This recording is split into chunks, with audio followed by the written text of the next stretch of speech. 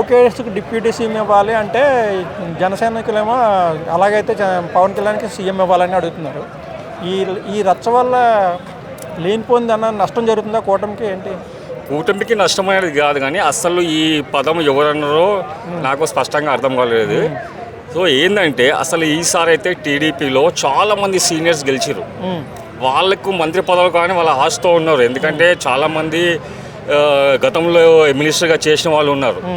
So ఈసారి చాలామంది గెలిచారు కాబట్టి కొద్దిమందికే మినిస్టర్ పోస్టులు వచ్చినాయి. వాళ్ళు కూడా న్యాయం చేస్తారు, పని చేస్తారు. సో నేను చెప్పేది ఏంటంటే సీనియర్లను గుర్తించి ఒక 2 years ఇప్పుడు వీళ్ళకి ఇచ్చారు కదా, 2 years తర్వాత వాళ్ళకు కూడా ఇవ్వాలా, వాళ్ళకు కూడా అవకాశం ఇవ్వాలా. ఇప్పుడు ఆల్రెడీ మన లోకేష్ బాబుకు మినిస్టర్ ఉండు కాబట్టి తన పని తను చేసుకుంటాడు.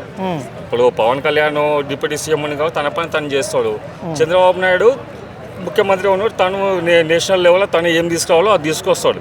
బట్ కాకపోతే ఇవన్నీ వేస్ట్ మాటలు.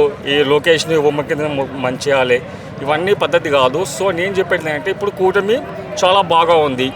అక్కడ ఆంధ్రప్రదేశ్ డెవలప్మెంట్ చేయడానికి వీళ్ళు 3 పార్టీలు బాగా కష్టపడుతున్నాయి. ఈ మధ్యలో కొద్దిమంది చేసే పనుల వల్ల పార్టీకి నష్టం జరుగుతుంది. సో ఇప్పుడు లోకేష్ గారు మంత్రిగా ఉన్నారు, తన మంత్రి పదవిని తను చేసుకొనివ్వండి, డిస్టర్బ్ చేయకండి. నేను చెప్పేది ఏంటంటే సీనియర్స్ చాలామంది గెలిచారు కాబట్టి వాళ్ళు కూడా మంత్రి పదవులు ఇవ్వాలి ఫ్యూచర్లో. అంటే ఈ లోకేష్ కంటే అర్హత ఉన్న వాళ్ళు ఎక్కువ మంది చాలా మంది ఉన్నారు. సో ఇప్పుడు ఏంటంటే నేను వ్యతిరేకం ఎవరికి కాదు, ఈయన ఏ రాజకీయ పార్టీలో లేను. So Babu is good. తన పరిణతి చెందిన వ్యక్తి. ఇప్పుడు ఆయనకు 75 సంవత్సరాలు, ఆయన 45 yearsలోనే సీఎం అయ్యాడు. ఇప్పుడు ఈ కృష్ణకాంత్ పార్క్ కూడా ఉంది అంటే తన వల్లే ఉంది. ఇక్కడ ఈ కృష్ణకాంత్ పార్క్ కూడా 2004లో ఏర్పాటైంది. నెక్స్ట్ మంత్లో 21 yearsలోకి వెళ్తుంది. బాబు హైటెక్ సిటీ ఏర్పాటు చేసిండు, హైదరాబాద్ డెవలప్మెంట్ కోసం చాలా కష్టపడ్డాడు. సో 2 రాష్ట్రాలు విడిపోయినా అన్నదమ్ముల్లాగా అందరు కలిసిమెలిసి ఉన్నారు. అక్కడ ఆంధ్రప్రదేశ్ అభివృద్ధి చెందాలా, ఇక్కడ తెలంగాణ కూడా అభివృద్ధి చెందాలా. తెలంగాణ అభివృద్ధి కూడా చంద్రబాబు నాయుడు సూచనలు ఇవ్వాలా. అంటే ఈసారి మంత్రి పదవులు ఇచ్చిన వాళ్ళు ఎవరో కూడా సీనియర్లో లేరు, అసలు అందరినీ కొత్త వాళ్ళకి ఇచ్చారు.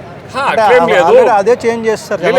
కొద్ది మంది కంటే రాజకీయ సమీకరణలో ఎవరు లేరు కదా అసలు. యనమల రామకృష్ణుడు కానీ తప్ప ఎవరు లేరు. ఇప్పుడు చాలా మంది ఉన్నారు, పేర్లు నాకు బాగా గుర్తులేవు. కానీ ఇంకా అతను ఎవరు, కోట్ల సూర్యప్రకాష్ రెడ్డి ఉన్నాడు, ఆయన కేంద్ర మంత్రిగా చేసిండు. మళ్ళీ ఇంకా యనమల రామకృష్ణుడు, చాలా మంది ఉన్నారు, వాళ్ళు సీనియర్స్ చాలా మంది ఉన్నారు. బుచ్చే చౌదరి మర్చిపోయాను, చాలా సీనియర్. తనకు మంత్రి పదవి ఇవ్వాలి. నిజంగా చెప్పాలంటే తనకు డిప్యూటీ ఏమి ఇవ్వాలి యాక్చువల్లీ. సో అలా చాలా మంది వాళ్ళకి గుర్తించాలి. బాలకృష్ణ గారు ఉన్నారు. బాలకృష్ణ గారు అంటే ఆయన సూపర్. ఇక ఆయన సినిమాలో హ్యాట్రిక్ కొట్టేసిండు. డాకుమారా సూపర్ డూపర్ హిట్. కూడా హ్యాట్రిక్ కొట్టారు కదా. డాకుమారా సినిమాలో అయితే చాలా మంచిగా యాక్టింగ్ చేసిండు. అక్కడ బాబీ డియోల్ హిందీ హీరోని పెట్టినారు, తను కూడా సూపర్ యాక్టింగ్ చేసిండు. ఇప్పుడున్న 3 సినిమాలు కూడా మంచిగా ఉన్నాయి. డాకుమారా ఫస్ట్, సంక్రాంతికి వస్తున్నాం సెకండ్, థర్డ్ గేమ్ చేంజర్. అన్ని సినిమాలు కూడా బాగున్నాయి. 2025 అంటే టోటల్ 9. ఇది అందరికి కూడా బాగుంటుంది, రాజకీయ నాయకులకు, ఇక్కడ సినిమా ప్రముఖులు అందరికీ కూడా. ఇది 2025 టోటల్ 9 చాలా బాగుంటుంది నా అభిప్రాయం. అంటే ఇప్పుడు ఇంతకీ ముఖ్యమంత్రి ఇవన్నీ రచ్చ వల్ల ఏమైనా నష్టం జరుగుతుంది అంటారా? లేదు, ఏం నష్టం జరగదు.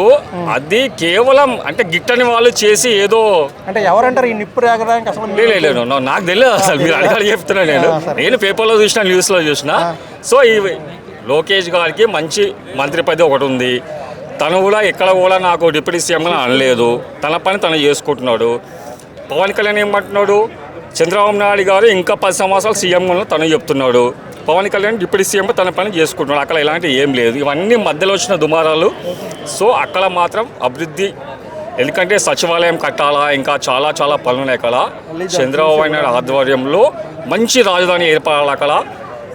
మొత్తం భారతదేశంలో ఆంధ్రప్రదేశ్, తెలంగాణ 2 రాష్ట్రాలు టాప్ 1, 2లో ఉండాలని నా కోరిక.